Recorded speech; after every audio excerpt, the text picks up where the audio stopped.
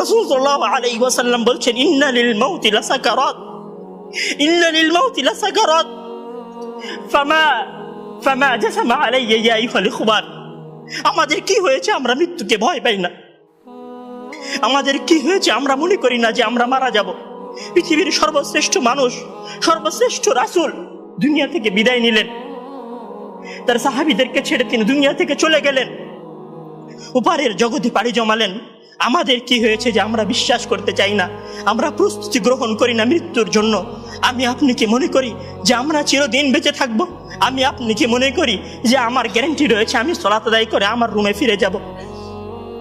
বিশ্বাস করুন হে আমার ছাত্র ভাইয়েরা, অবশ্যই আমাকে আপনাকে একদিন মৃত্যুবরণ করতে হবে, আমাকে আপনাকে একদিন এই দুনিয়া ছেড়ে চলে যেতে হবে। সুতরাং মৃত্যুর জন্য প্রস্তুতি গ্রহণ করুন, সুতরাং মৃত্যুর জন্য প্রস্তুতি গ্রহণ করুন। সেই দিন আসার পূর্বে